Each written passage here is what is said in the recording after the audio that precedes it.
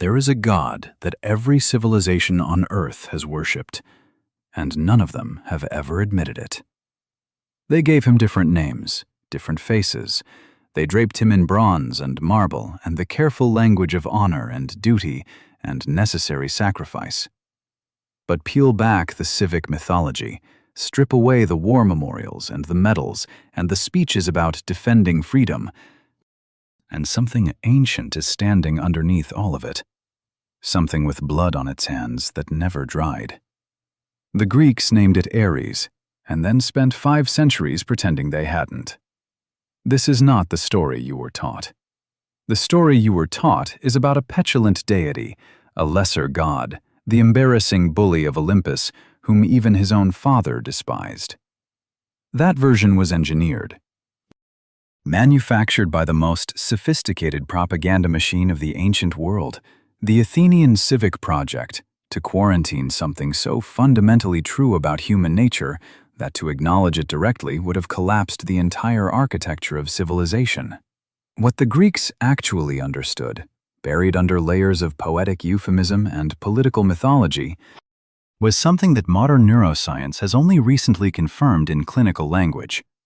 Ares is not a metaphor. He is a neurological event. And 3,000 years after Homer first put him on the page, he is still happening, inside every human skull, every time the killing starts. The story begins, as most dark things do, in the north. Thrace occupied the geographic and psychological edge of the ancient Greek world, a vast, forested territory stretching across what is now Bulgaria, northern Greece, and northwestern Turkey.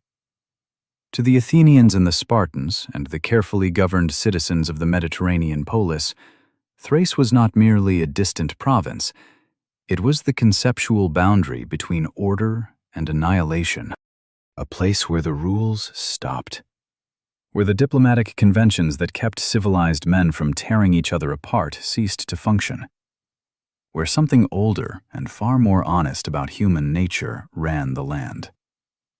The Thracians were not barbarians in the cartoon sense, unwashed savages stumbling through the dark. They were sophisticated, militarized, and deeply organized. But they organized themselves around a principle that Mediterranean civilization desperately needed to deny: that violence was not a regrettable instrument of last resort, but the primary engine of power. They did not apologize for this. They worshipped it.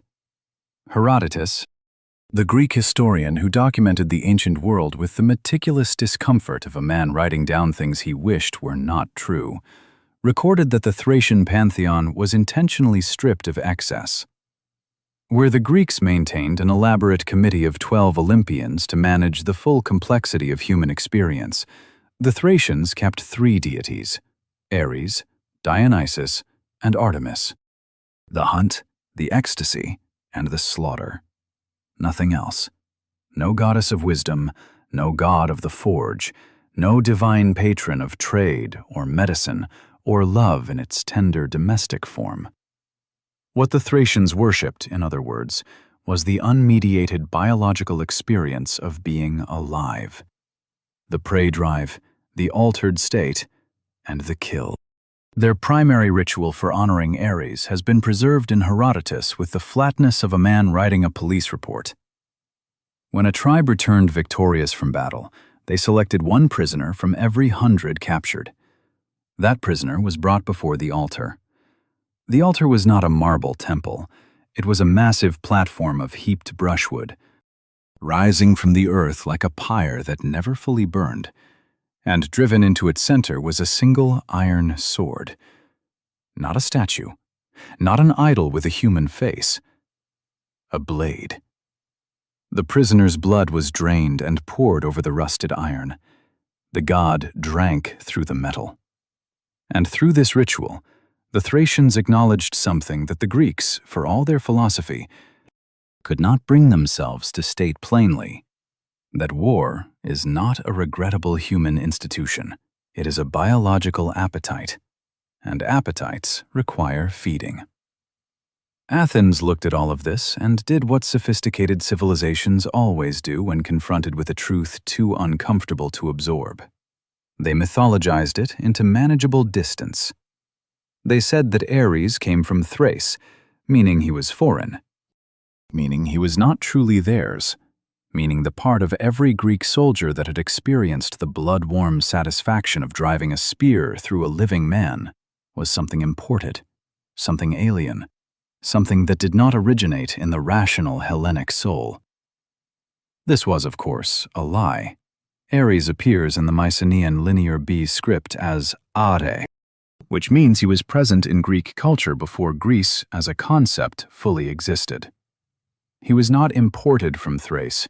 He was projected onto Thrace because the Greeks needed a geographic address for something they could feel inside themselves and refused to claim ownership of. The language they built around him tells the full story. Ancient Greek is a precise instrument, and the epithets attached to a deity are not decorative. They are diagnostic. They describe function. Brotoloigos, destroyer of men. But the suffix loigos does not simply mean destroyer. It carries the specific connotation of pestilence, of plague, of a disease spreading through a population and stripping away its humanity. Ares, in this framing, is not an external attacker. He is a contagion. He gets inside the army and works from within, dissolving rational thought, erasing the social contracts that make coordinated human behavior possible, leaving behind only the biological core of the organism. Mycalessus, blood polluted. The word is built from myaino, to defile or contaminate, and phonos, which means not simply killing, but specifically unlawful killing. Murder, in the sense that carries spiritual contamination. The Greeks understood that there was a category difference between a clean death and a defiled one.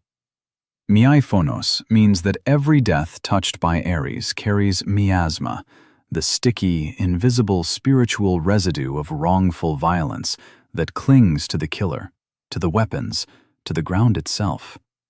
Modern psychology calls this moral injury. The Greeks called it the god's pollution. They were describing the same thing. Tychicipletes, the stormer of walls. This one is quieter than the others, but carries the most structural weight.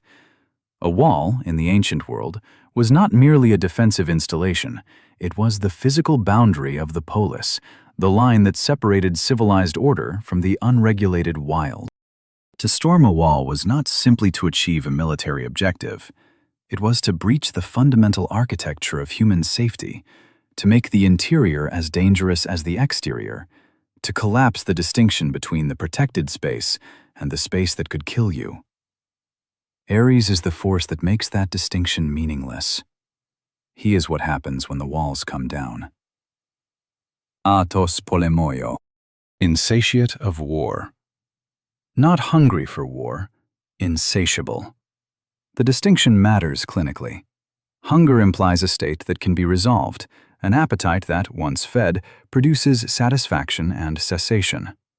Insatiate means the consumption produces more need, not less.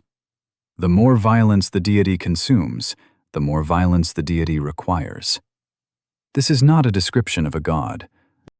It is a description of a neurological feedback loop, and every psychiatrist who has treated combat veterans in the last century has encountered exactly this mechanism.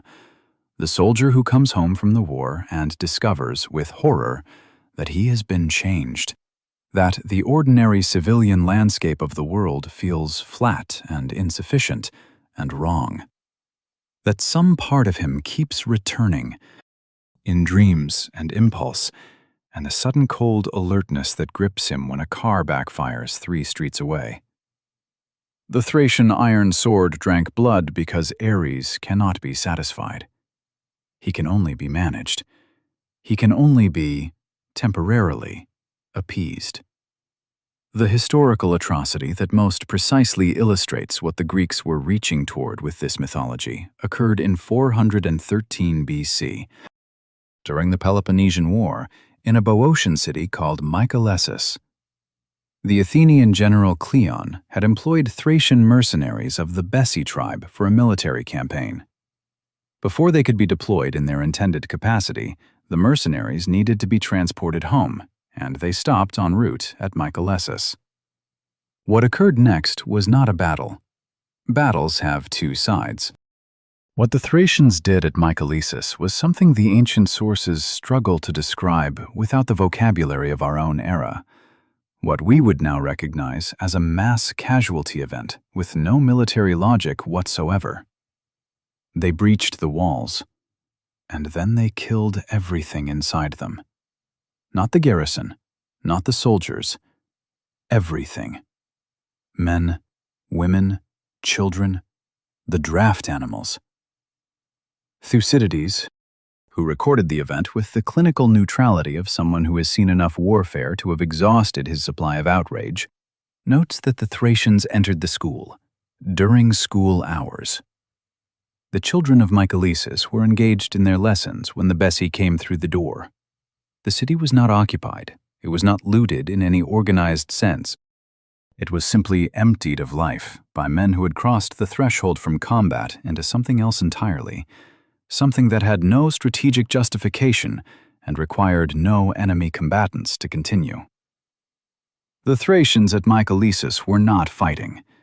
They were feeding something.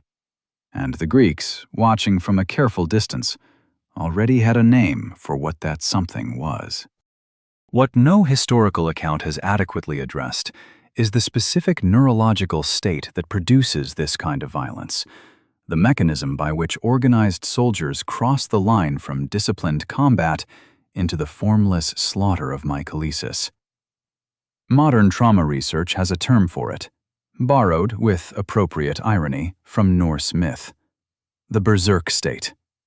But the Greeks, 3,000 years before Jonathan Shea wrote Achilles in Vietnam, had already mapped this state onto the divine. They called it Ares. They understood it as an entity that entered the soldier from outside. They were wrong about the entry point, but they were entirely right about the mechanism. The consciousness, once the berserk threshold is crossed, is no longer operating the body. Something older is. And what is most disturbing about the Thracian pathogen, the thing that ancient Athens quarantined behind a geographic myth, is not that it belongs to a distant northern tribe of warriors. It is that it belongs to all of us. The Mycalessus massacre was performed by human beings who had families and language and ritual and a cosmology that gave their lives meaning. And when the conditions were right, when the walls came down and the god took the wheel, they walked into a school. The Greeks built a mythology to explain this because they had no other language for it. But the mythology is not the explanation. The mythology is the warning. And the warning is this: Ares does not come from Thrace. He is already inside the city. There is a comfortable lie that every civilization tells itself about war. The lie goes like this: war is terrible, but it is rational. It is a last resort. It is controlled. It is planned. The generals draw their maps and write their orders and move their formations like pieces on a board, and the horror, while real, is contained within the logic of strategy. The horror serves a purpose. The horror can be managed. The Greeks had two gods to manage this lie. One of them was presentable at civic functions. Athena arrived at war with a clean helmet and a spear held at a precise angle. She was the apotheosis of what the Greeks called strategia, the word from which we derive strategy, the disciplined, cognitive, goal-oriented application of violence in service of the state. Athena is warfare filtered through the prefrontal cortex, the most recently evolved region of the human brain, the seat of planning and moral reasoning, and the capacity to weigh consequences against objectives. She is the tactical map, the secured supply line, the carefully rehearsed battle oration, the calculated decision to sacrifice one flank in order to preserve another. Civilized societies worship Athena because Athena makes war thinkable. Athena gives violence a face that can be honored, a name that can be inscribed on monuments, a logic that can be taught to children without giving them nightmares. Ares arrived with no such courtesies. His domain was called Hyzmene, a word that does not translate cleanly into any modern language, because modern languages have generally preferred not to have a precise term for it. Hyzmene is close-quarters combat after strategy has ceased to function. It is the specific category of violence that begins in the second after two phalanx lines collide, and the long ash-wood spears shatter against bronze shields, and the careful formation that took weeks of training to build dissolves into the immediate, suffocating, 3-foot radius of personal survival. The tactical map is now irrelevant. The supply line is irrelevant. The battle oration that the general delivered at dawn is irrelevant. There is only the man in front of you, and the man behind you, and the metal that is trying to find the gaps in your armor, and the weight of bodies pushing you from every direction, and the mud that is not mud. The specific reality of the hoplite phalanx, the dominant Greek military formation, has been sanitized by centuries of artistic depiction into something that resembles an orderly procession of disciplined soldiers. The archaeological and biomechanical evidence suggests something considerably different. The phalanx engaged through a tactic called othismos, a word that translates, with uncomfortable accuracy, as the shove. When two opposing phalanxes made contact, the frontline soldiers locked shields and pushed, and the soldiers behind them pushed against them, and the soldiers behind those pushed against those, so that the actual killing happened not primarily through individual combat, but through the application of mass compressive force across a dense formation of human bodies. Men in the center of the phalanx were frequently asphyxiated by the weight of their own comrades before any enemy weapon reached them. They died of compression. They drowned in their own ranks. The instrument of their death was the man behind them, who was desperately trying to keep them alive. This is the domain of Ares, not the clean spear thrust of the training yard, the othismos, the crushing, suffocating physical reality of what organized human violence actually looks like when it achieves critical mass.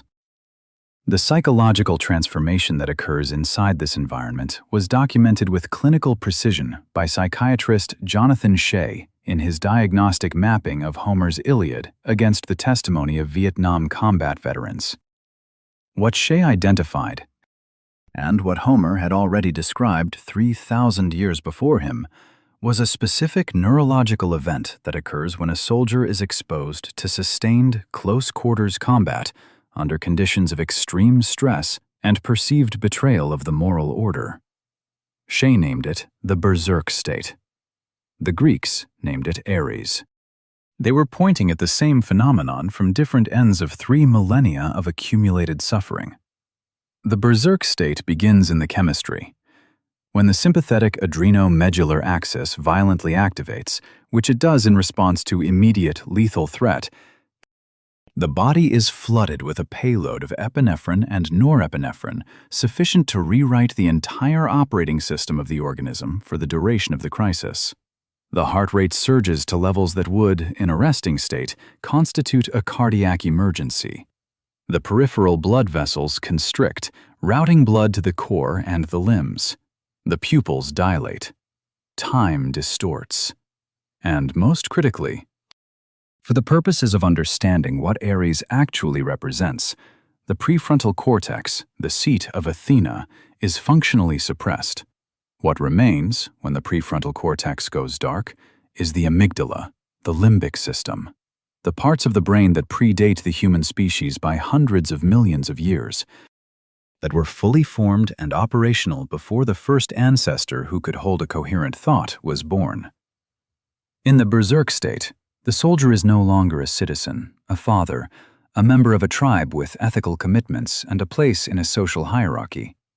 He is a predatory organism, engaged in a survival scenario, and his behavior is governed by biological systems that have exactly one priority: continue to exist. Homer knew this. In the Iliad, soldiers in the grip of battlefield frenzy describe themselves with specific, deliberate animal imagery.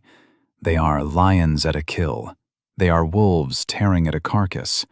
They speak of wanting to eat their enemies raw, a phrase that has been consistently read by modern scholars as a violent hyperbole, and that Shea, bringing the testimony of actual combat veterans to bear on the text, reads as an accurate clinical description of the dissociative state in which the enemy ceases to be perceived as human and becomes simply the obstacle to survival. The impulse toward consumption, toward literal incorporation of the defeated enemy, is the limbic system at maximum activation, the deepest predatory circuitry in the human brain expressing itself without the governor of the prefrontal cortex to moderate it. Ares is the limbic system. This is not a metaphor. The Greeks constructed a deity to embody a neurological event because they did not yet have the language of neuroscience. But they had something perhaps more honest: the willingness to admit that this state was divine.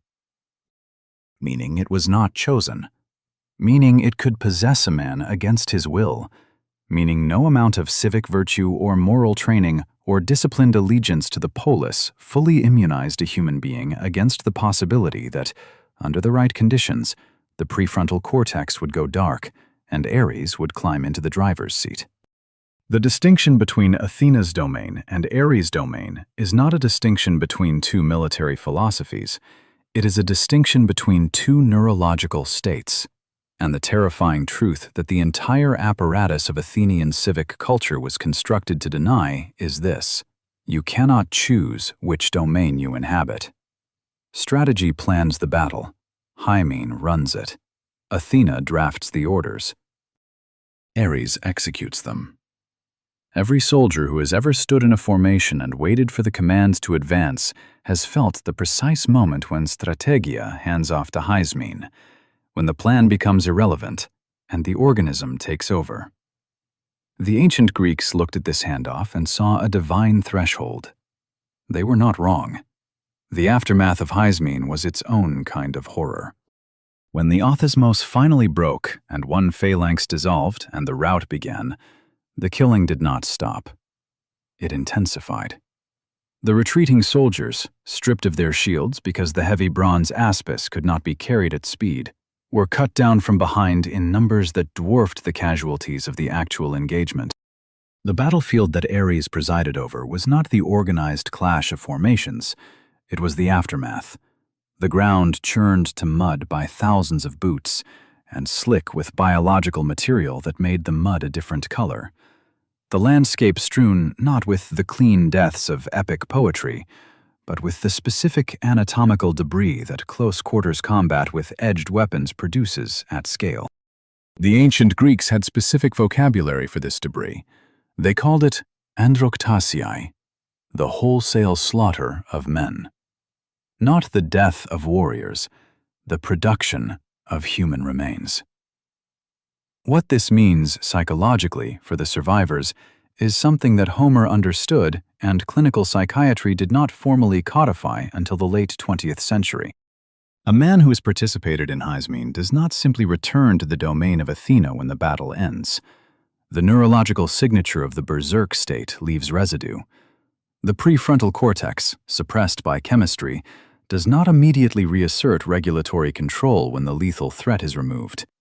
The amygdala, that ancient predatory organ, remains sensitized, remains primed, reads the ordinary textures of peacetime as threats, startles at sounds that carry the acoustic profile of violence, cannot fully trust the safety of any environment because it has learned, at the deepest biological level, that safety is temporary and the boundary between strategia and Hymen can be crossed in a single heartbeat. The Greeks called this condition being touched by Ares. Modern medicine calls it post-traumatic stress disorder. The diagnostic criteria are the same. The god they named it after is the same. The only thing that changed is the vocabulary. And what the vocabulary change obscured what the clinical language made easier to manage and harder to feel, is the thing the Greeks were trying to preserve in their mythology. The acknowledgement that what happens to a soldier in Hyzmine is not a malfunction. It is not a weakness. It is the human organism responding exactly as it was designed to respond to an environment that was designed to destroy it. The god took over. And the god does not apologize. And the god does not leave cleanly. The next part of this story asks a question that the mythology has buried even more carefully. If Ares never arrives alone, if the god of slaughter travels with companions, and those companions attack before the killing even begins, then what is war doing to human beings in the hours and days before a single weapon is raised? The answer lives in the names of two figures that the Greeks assigned to Ares' chariot, and those names are ones that every soldier and every clinician working with soldiers today will recognize immediately, even if they have never opened a book of Greek mythology. Here is something the war films always get wrong. They begin with the battle. They show you the fighting, the collision of forces, the decisive moment when courage is tested and the outcome is decided. They treat the violence as the event. What they almost never show you, or show you only in compression, is the 72 hours before the battle. Because the 72 hours before the battle is where the real casualties begin. The ancient Greeks understood this. They built a cosmology around it. Ares did not ride to war alone. His chariot was accompanied by a retinue, a specific, named entourage of divine forces that the mythology describes as his children, his attendants, his constant companions in the field. And when you map these figures against modern clinical psychiatry, against the diagnostic criteria for combat stress reactions and acute trauma responses, what you find is not a collection of poetic personifications. You find a clinical taxonomy, 3,000 years old, assembled by a culture that never had access to a psychology journal, but had unlimited access to men returning from wars with something broken inside them that the medicine of the era could not name. The first two figures are Deimos and Phobos, the twin sons of Ares.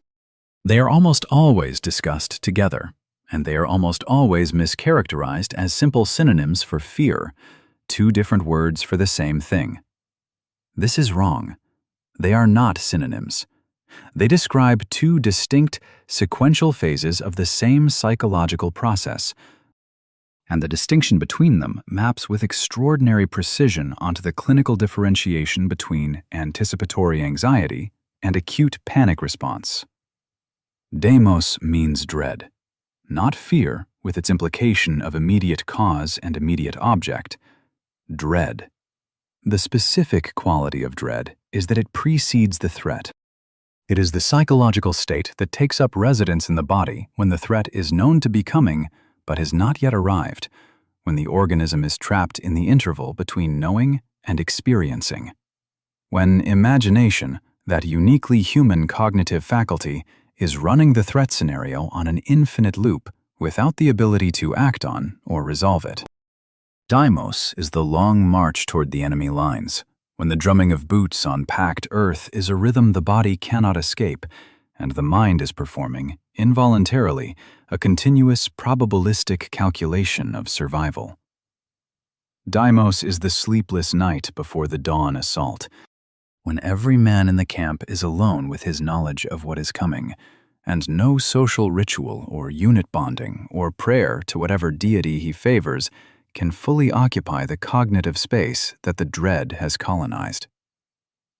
Deimos is the endocrine system running a continuous, slow flood of cortisol into the bloodstream, the stress hormone that does not produce the sharp fight-or-flight response of epinephrine, but rather the grinding, chronic, eroding kind of arousal that wears down the adrenal system, destabilizes the immune response, and hollows out psychological resilience over days and weeks without producing any of the compensatory energetic surge that might make it useful.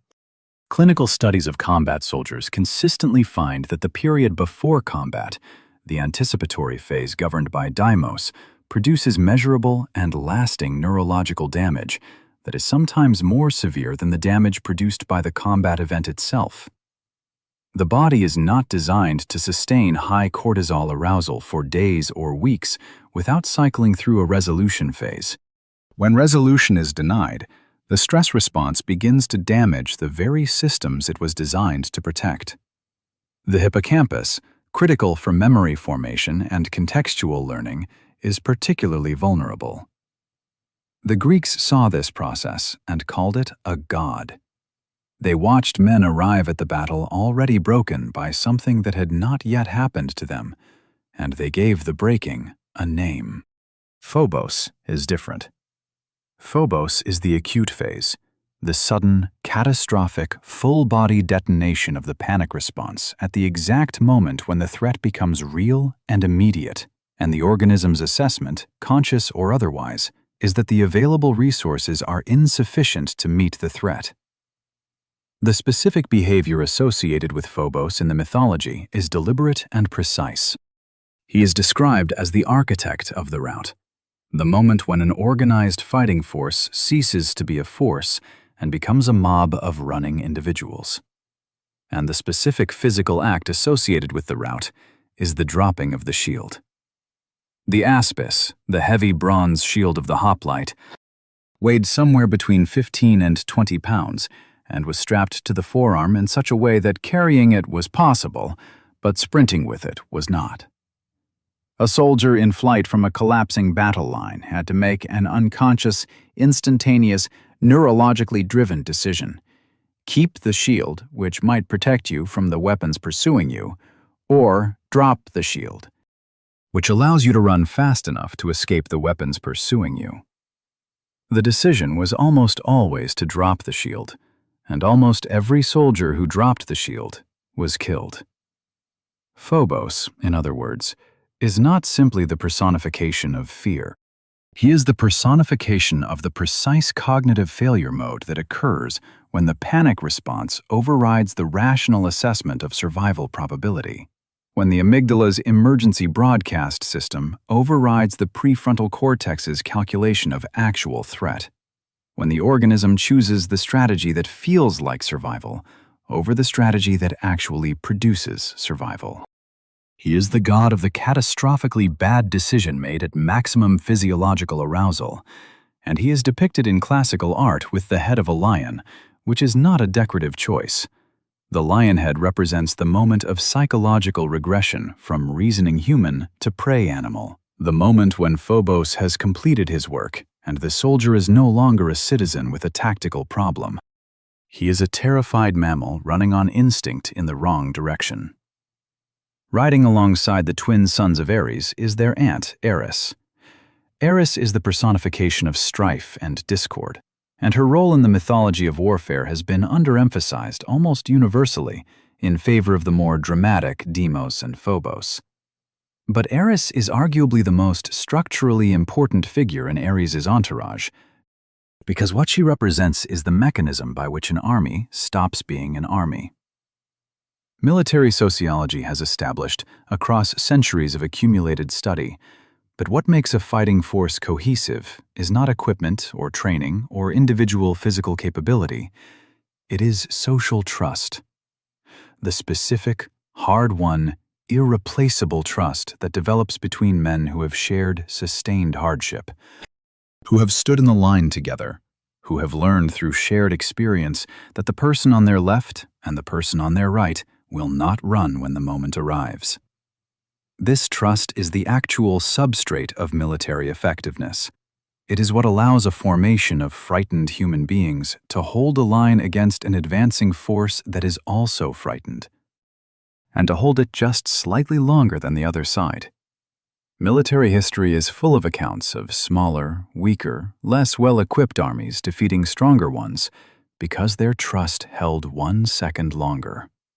Eris attacks the trust. She manifests in the confusion of orders, in the fog of war so thick that friend and foe become biologically indistinguishable in the choking dust of the Othismos. in the rumor of betrayal that spreads through a rank faster than any messenger can carry a correction, in the moment when a soldier's primary allegiance shifts from the man beside him to his own individual survival. When Eris has done her work, the phalanx that was an organism becomes a collection of individuals, and individuals, in Heismane, are functionally dead. What the Greek mythology encoded in this three-part entourage, Deimos, Phobos, and Eris, is a clinical sequence that modern trauma research has confirmed step by step. First, the anticipatory anxiety erodes the psychological resources needed to function. Then, the acute panic response triggers the catastrophic flight decision. Then, the breakdown of social cohesion ensures that no collective resource can compensate for the individual failure. The god of war does not need to touch you to destroy you. His family gets there first. There is a detail in the ancient accounts of Ares' entourage that has received almost no scholarly attention, and that I believe is the most honest thing the Greeks ever said about warfare. The entourage is consistently described as arriving before Ares, not with him, before him. Deimos and Phobos precede the chariot. Eris walks ahead of the horses. The psychological devastation arrives in advance of the physical violence, not as a side effect of the violence, but as a precondition for it. The ancient Greeks, in other words, understood that war does not produce psychological casualties as a byproduct. It produces them as a prerequisite. The violence requires the prior dissolution of the mind. Ares needs Deimos to have already broken the soldier's endurance, needs Phobos to have already triggered the catastrophic decision, needs Eris to have already fractured the social bond. Before the physical event of the meat grinder can proceed its scale, the mind must be broken first. The body follows. This is the thing that post-traumatic stress disorder research keeps rediscovering in every conflict, in every era, with every new population of returning veterans. The damage that lasts is not primarily the physical trauma of the wound. It is the prior, sustained assault on the psychological substrate that the physical wound then completes. The entourage of Ares has already been through the garrison before the battle begins. By the time the spears shatter and the othismos begins, the damage that will define the next decade of these men's lives has already been inflicted. The god is simply collecting what his children already harvested.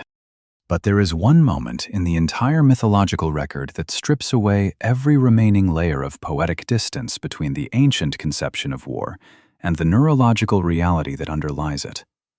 One moment when the god of war himself is forced to feel what he forces upon others. And that moment, preserved in Book 5 of the Iliad, is what no one who has read that text has fully understood. Everyone remembers this scene wrong. In the 5th book of the Iliad, the mortal hero Diomedes, temporarily elevated to godlike status by the direct intervention of Athena, goes on a rampage through the Trojan lines that Homer calls an aristeia, a sustained period of battlefield excellence that reads like a highlight reel of the most sophisticated violence available to the ancient world. Diomedes kills Pandarus with a spear through the face. He crushes the hip of Aeneas with a stone of size that no ordinary man could lift. He slices the wrist of Aphrodite herself when she attempts to carry Aeneas off the field. He is operating in the domain of pure strategia, guided by divine tactical intelligence, executing with cold, surgical precision. And then he faces Ares. The encounter is brief by the standards of Homeric epic. Ares drives his chariot at Diomedes. Athena, invisible in the chariot beside Diomedes, physically deflects Ares' initial spear thrust so that it passes harmlessly wide. Diomedes drives his bronze spear into the lower abdomen of the war god. The ichor, the ethereal fluid that serves as blood in the divine body, begins to flow. And then comes the thing that the text has preserved for 3,000 years with perfect acoustic fidelity, and that literary scholars have spent 3,000 years misreading. Ares screams. Homer describes the volume with a specific, deliberate comparison. The scream of the wounded god is as loud as 9,000 or 10,000 warriors shouting simultaneously in the midst of battle. The combined acoustic output of an entire army at the moment of maximum lethal engagement. The text records the effect on the mortal soldiers below. A shaking, paralyzing terror seizes both the Achaean and Trojan armies simultaneously. 10,000 men on both sides of the conflict freeze. They do not know what they have heard. They know only that it has done something to them that no weapon has achieved. The standard scholarly reading of this scene treats it as comedy. Ares, the bully god who has been enthusiastically inflicting suffering on mortals all afternoon, takes a single wound and dissolves into theatrical screaming. He flees to Olympus. He weeps to his father Zeus. Zeus, with visible contempt, heals him. The implication, in this reading, is that Ares is revealed as exactly what Athens always said he was, a petulant coward, all aggression and no endurance, embarrassing to the family. But this reading requires ignoring everything the text actually says about what Ares is. Ares is not a deity who supervises war from a comfortable executive position. He is not a bureaucratic patron of the military, managing the conflict from a divine administrative distance. The Homeric text is consistent and explicit. Ares is the embodiment of war itself. He is the kinetic event, not the overseer of the kinetic event. When armies clash in Hyzmine, he is physically present in the collision, not as an observer, but as the energy of the collision itself. He is the force of every bronze weapon striking every surface. He is the compression of the othismos. He is the roar of 10,000 men screaming because their comrades are dying around them. This means that when Diomedes' spear pierces the lower abdomen of Ares, the neurological feedback that detonates inside the god's consciousness is not the experience of a single wound in a single body. It is the experience of every wound, in every body, on the entire Trojan plain, simultaneously. His nervous system is not the nervous system of a god-sized individual. It is the nervous system of the battlefield itself, with all of the battlefield's pain, all of its terror, all of its physical destruction, routing through a single consciousness in a single instant. The scream of 9,000 men is not a hyperbolic description of volume. It is a literal description of content. When the spear breaks through the divine flesh and the ichor begins to flow, the cognitive barrier between Ares' abstract existence as the principle of war and the concrete, agonizing, biological reality of what war does to human tissue collapses completely. He feels what he is. He feels every severed artery, every crushed lung in the othismos, every pelvis shattered by a stone too large for a mortal to lift, every soldier dying alone in the mud 600 yards from anyone who knows his name. And the scream that this produces, the scream that freezes 10,000 soldiers on both sides of the conflict, works on them in the specific way that it works because it is the sound of their own suffering reflected back at them at totalized scale. For 1/2 second, the armies hear the aggregate neurological payload of everything that has been done to them, and everything that has been done by them, and everything that will be done before the day ends, compressed into a single acoustic event. This is why the scream paralyzes. Not because it is loud, because it is true. The standard reading, the comedy reading, requires us to believe that the most significant thing about this scene is the embarrassment of Ares, the cowardly god who can't take a punch. But the text has embedded something considerably darker in the aftermath. Ares flees to Olympus and is healed, and then he returns. He always returns. The wound does not end him. The healing does not reform him. The scream was not the sound of a god breaking. It was the sound of a god experiencing, for one unguarded moment, the full, honest weight of what he represents. And then it passes, and he is the same as he was. Because the god does not learn. The god cannot learn. That is the specific, terrible function of the divine in Greek mythology. Immortal beings cannot be changed by experience the way mortals can.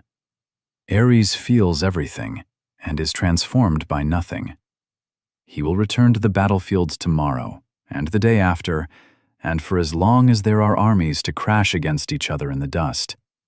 And every time the spears shatter and the phalanx breaks and the othismos begins, he will be there, in the center of it, absorbing the suffering and converting it back into the energy of further destruction. This is the closed circuit of violence that the Greeks identified. War does not end when it is finished. The suffering it produces becomes the fuel for the next iteration. Ares eats the pain of every soldier who dies in Hyzmine, and the eating of it makes him larger, makes him more present, makes the next battle more inevitable than the last one. The battlefield is not a theater in which violence is performed and then concluded. It is a machine. The casualties are not the waste product. They are the input. The moment when the armies freeze at the sound of the scream is the moment when they all simultaneously understand this, at a level below language, below conscious thought, in the oldest part of the brain, where the predator knows it is also prey.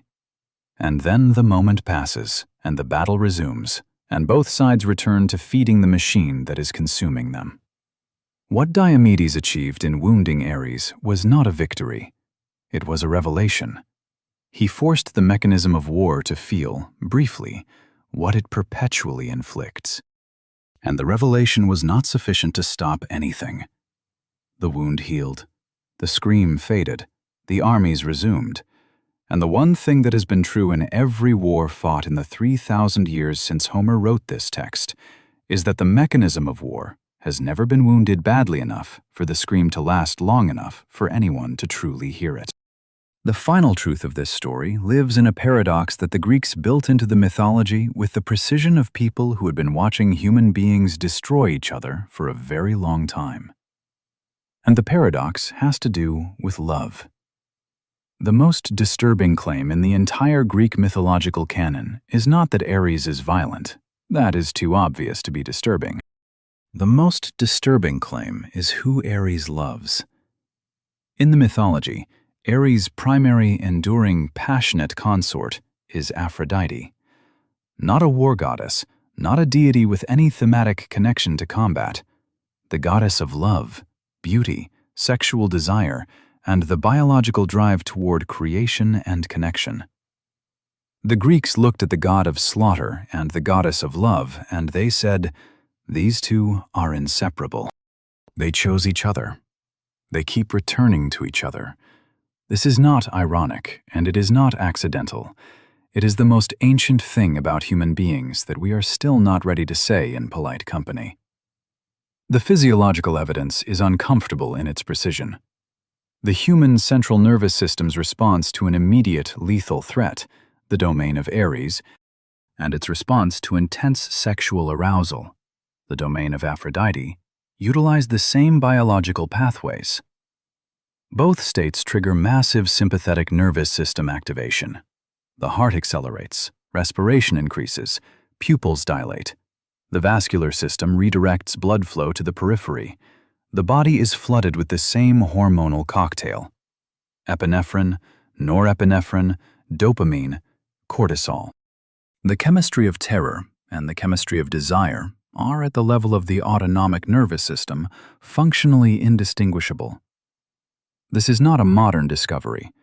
War correspondents, field historians, and military chaplains have documented this phenomenon in virtually every major conflict of the recorded era. The chaotic, lethal environment of the battlefield produces what clinical researchers delicately describe as heightened libido and impulsive sexual behavior among combatants and survivors. This is documented. It is consistent. It is not a moral failure or a character defect. It is the life drive, Eros, flooding through the organism in response to the proximity of annihilation, the biological system responsible for propagating the species activating at maximum intensity precisely because the organism's continued existence has been placed in maximum doubt. The body at the edge of death becomes desperate to prove it is still alive. Sigmund Freud, working 3 millennia after Homer, arrived at the same structural insight from the opposite direction. In Beyond the Pleasure Principle, Freud proposed that the human psyche is governed by 2 fundamental competing drives. Eros, the life drive, encompassing sexual desire, creation, self-preservation, and the instinct toward connection and higher unity, and Thanatos, the death drive, the subconscious compulsion toward destruction, aggression, and the reduction of the complex living organism back to an inorganic, tensionless state. Freud's insight, the one that made his contemporaries uncomfortable enough to spend the next century arguing about it, was that these drives do not operate in clean opposition. They entwine. They feed each other. The energy that builds is the same energy that destroys. The drive toward creation and the drive toward annihilation draw from the same reservoir of irrational, pre-rational, limbic force. The Greeks saw this 2,000 years before Freud. They personified it in the mythology of Ares and Aphrodite. The god of slaughter and the goddess of love do not represent opposite poles of human experience. They represent 2 expressions of the same biological intensity, the same place in the nervous system where the most primal drives compete and intersect, and sometimes, in the worst circumstances, become indistinguishable. We build monuments to Athena. We draft the rules of engagement. We write the military codes and establish the international conventions and train the soldiers in the laws of war. We do all of this because we need to believe that warfare is a rational instrument, that it can be contained within the architecture of civilized intention, that the violence serves the strategy and not the other way around. This is the Athena Project. The 3,000-year ongoing effort to convince ourselves that the grid of reason we have laid over the chaos of human biological nature is stronger than what it covers. But beneath the grid, in the darkness where the prefrontal cortex cannot reach, where the amygdala runs its ancient predatory algorithms, and the limbic system makes its older and faster decisions, we do not belong to Athena. When the formation breaks, and the shield drops, and the berserk state ignites, and the Thracian mercenaries walk into the school, what is running the organism is not strategy. It is not civilization. It is not the carefully curated identity of the rational, peace-loving, law-abiding human being. It is Ares. It is the same kinetic force that the Greeks identified in the mud and blood and chaos of the meat grinder, and gave a name to because they were honest enough to admit it existed. And here is the deepest irony, the one that 3,000 years of military history has buried under layer after layer of honorific language and civic mythology. The fact that Ares was worshipped by the people who understood him most clearly, not the Athenians with their marble democracy and their elevation of Athena, but the Thracians, the iron sword barbarians, the people whom civilization required to be alien and monstrous and fundamentally other, is not a coincidence. The Thracians worshipped Ares not because they were less civilized than their neighbors. They worshipped Ares because they were more honest about what war is. The iron sword in the brushwood platform, drenched in the blood of 1 prisoner in every 100, is not a primitive ritual. It is a precise theological statement. Warfare requires sacrifice. Not the honorable sacrifice of dying for one's city, the other kind. The sacrifice of the human interior. The parts of ourselves that could not survive what we have done, and still remain the kind of person we were before we did it. The Athenians built temples to Athena because Athena made war acceptable. The Thracians built platforms of brushwood soaked in blood because they understood that war is not acceptable and never was, and that the god who governs it is not interested in being acceptable. He is interested in being fed. Now here is what you need to sit with. The mythology says that Ares was wounded by a mortal and screamed with the collective agony of 10,000 men, and fled to Olympus and was healed by his father, and returned to the battlefield unchanged. No lesson, no transformation, no awareness of what the wound revealed. The revelation lasted exactly as long as the pain, and then it was over, and the war continued. Every modern society has had its Diomedes moment. Every generation has produced its war that was supposed to be so obviously, catastrophically, demonstrably wrong that it would finally constitute the wound deep enough to change the god. And every time, Ares has been healed. He has returned. The mechanism continues. The input continues flowing into the machine, and the machine continues converting it into further destruction. But here is the contemporary mirror. This is not a story about ancient peoples and their exotic violence. The specific feeling this mythology is describing is one you may recognize from a completely different context. The moment when you become so consumed by a conflict, any conflict, interpersonal, professional, ideological, that the original purpose of the conflict has long since disappeared, and the conflict itself has become the point. When winning has stopped being a means to an end and become the end itself. When the person you are fighting has stopped being a person and become an obstacle. When you are no longer sure if you are defending something real, or simply feeding something that is learned to dress in the language of principle. That is Ares in civilian clothes. That is the same neurological event, the same suppression of the prefrontal cortex, the same activation of the older and faster limbic systems, the same substitution of the drive to dominate for the original human goal, scaled down from the battlefield to the boardroom, the comment section, the political campaign, the marriage dissolving in mutual attrition. The god does not require a war to operate. He requires only the right conditions, and the right conditions are astonishingly ordinary. So here is the question that the mythology leaves unresolved, the question it raises and then refuses to answer.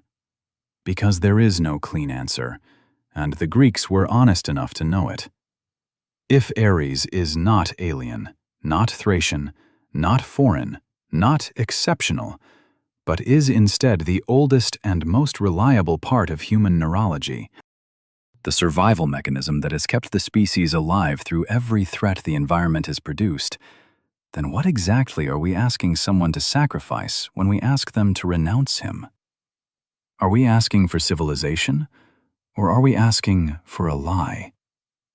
Is Athena's governance of warfare a genuine mastery of the berserk state? Or is it simply a more sophisticated costume for the same biological drive? Violence in the language of reason. Slaughter with better paperwork.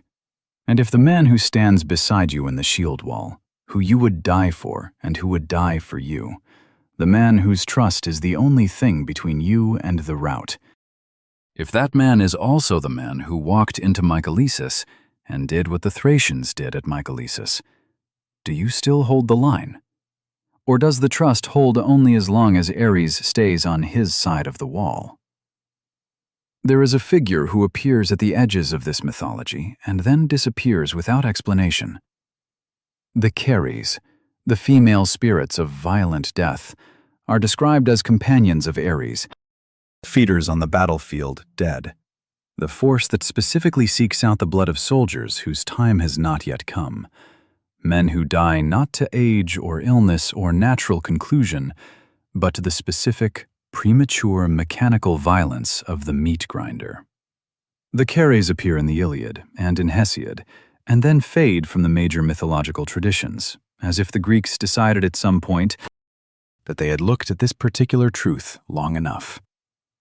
The feeders on untimely death, the entity that specifically claims the ones who should not have died yet, and does not stop claiming them, and has never been named in any treaty or bound by any law of war, or successfully driven back by any weapon, or any prayer, or any political philosophy that human civilization has yet produced. What the ARES are feeding on right now, in this moment, in the conflicts currently producing the casualties that will become the next generation's unresolved trauma, is not something that ended with the Greeks. The myth did not describe a historical phenomenon. It described a permanent one. And the only thing that changes between the brushwood platform soaked in Thracian blood and the medical tent at the edge of any modern battlefield is the vocabulary we use to refuse to look at it directly. The mythology of Ares is not ancient history. It is the operating manual for the human organism under conditions that the human organism was never designed to survive. The manual is still in use. The conditions are still being created, and the god, healed from his wound and returned to the field, has not changed his nature in the slightest. The ARES are still feeding, and the story of what they feed on next is one that was set in motion in the mud at Mycalessus, in the Othismos at Thermopylae, in the trenches of the Somme, in the streets of cities whose names have not yet entered the mythology because they have not yet been destroyed. You have been inside the myth long enough to know that it does not end. It only changes theaters.